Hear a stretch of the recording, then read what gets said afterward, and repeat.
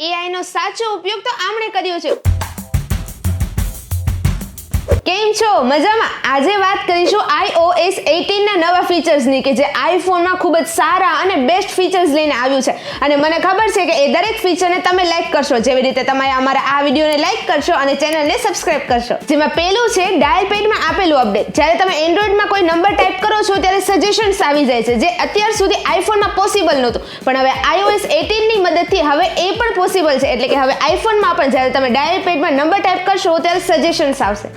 AI નો સાચો ઉપયોગ તો આમણે કર્યો છે, કારણ કે અહીંયા આર્ટિફિશિયલ ઇન્ટેલિજન્સ નહીં પરંતુ એપલ ઇન્ટેલિજન્સ વર્ક કરવાનું છે કે જેનાથી હવે તમારો આઈફોન એ કોલ રેકોર્ડિંગ કરશે।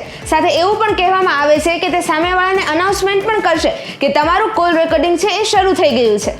ખાસો એવો ચેન્જ તો કંટ્રોલ સેન્ટરમાં આવ્યો છે, કારણ કે આની પહેલા તમારે શોર્ટકટ એડ કરવા માટે સેટિંગમાં જઈને ચેન્જ કરવું પડતું હતું, પણ હવે તમે ડાયરેક્ટ ડિસ્પ્લેમાંથી પણ શોર્ટકટ એડ કરી શકો છો અને રિમૂવ પણ કરી શકો છો। વધુમાં આ લોકોએ ટોર્ચમાં પણ અપડેટ આપ્યું છે। હવે તમે જ્યારે પણ ટોર્ચ પર ક્લિક કરશો ત્યારે એક પોપઅપ થશે, ત્યારબાદ તેમાં બે બાર આવશે। એક બારથી છે એ બ્રાઇટનેસ વધુ ઓછી થશે અને બીજી બાર છે તે હવે આ બ્રાઇટનેસની શેપ પણ ચેન્જ કરવાની છે, જેમાં તે વાઇડ એંગલમાં પણ જશે અને રેગ્યુલર ટોર્ચ તરીકે પણ વર્ક કરશે। ફોર્થ ફીચર જાણતા પહેલા તમે અમારી YouTube ચેનલને સબસ્ક્રાઇબ કરી લો, સાથે સાથે બેલ આઇકન પણ જરૂર પ્રેસ કરજો કે જેથી અમારા આવતા દરેક નવા વિડીયો તમારા સુધી સૌથી પહેલા પહોંચી જાય। હવે આ ફોર્થ ફીચર છે શું તે તમને જણાવી દો। હવે તમે તમારા હોમ સ્ક્રીનના વોલપેપર મુજબ તમારી હોમ સ્ક્રીન એ કસ્ટમાઇઝ કરી શકો છો અને અહીંયા અટકી નથી જતો। હવે તમે એપના આઇકનની સાઇઝ ચેન્જ કરી શકો છો, સાથે સાથે કલર પણ ચેન્જ કરી શકો છો। અત્યાર સુધી તમે તમારા આઈફોનની નોર્મલ લોક સ્ક્રીન છે તેને કસ્ટમાઇઝ નહોતા કરી શકતા, પણ હવે તેમાં રહેલો કેમેરા અને ટોર્ચના એક્સેસને પણ તમે બીજી એપ દ્વારા કસ્ટમાઇઝ કરી શકો છો। અત્યાર સુધી એન્ડ્રોઇડ વાળા લોકોએ જે ફીચરનો સૌથી વધારે લાભ લીધો છે, હવે આઈફોન યુઝર્સ પણ એ ફીચરનો લાભ લેવાના છે। હવે તમારે માત્ર એપને ટેપ અને હોલ્ડ કરીને રાખવાની છે, જેનાથી તમે ડાયરેક્ટ એપને હાઇડ અને ફેસ આઈડીથી લોક કરી શકો છો।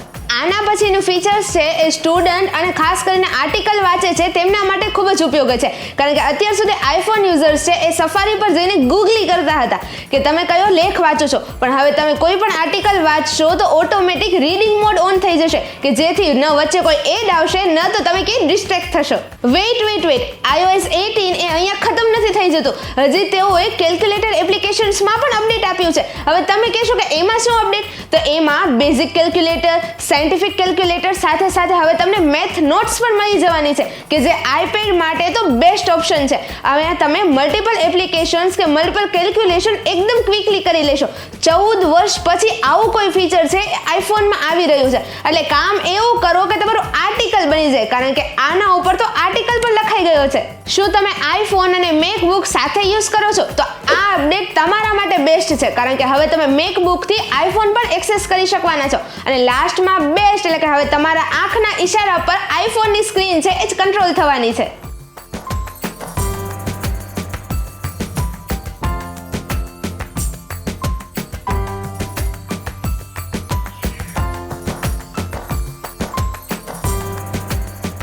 હવે લાસ્ટમાં આ ત્રણ ફીચર્સ તમને ખૂબ જ ગમવાના છે, કારણ કે હવે તમે મેસેજને શેડ્યુલ કરી શકો છો, તમારા SMS છે એ સેટેલાઇટથી ડિલિવર કરી શકો છો અને તમે પોતાના ઇમોજીસ પણ બનાવી શકો છો। આ ફીચર્સ તમને કેવા લાગ્યા મને જણાવજો અને આવા વધુ વિડીયોઝ માટે જોડાયેલા રહો અવર રાજકોટ સાથે સાથે અમારી ચેનલને સબસ્ક્રાઇબ કરવાનું ભૂલતા નહીં અને બેલ આઇકન જરૂરથી પ્રેસ કરજો કે જેથી અમારા આવતા દરેક નવા વિડીયો તમારા સુધી સૌથી પહેલા પહોંચી જાય।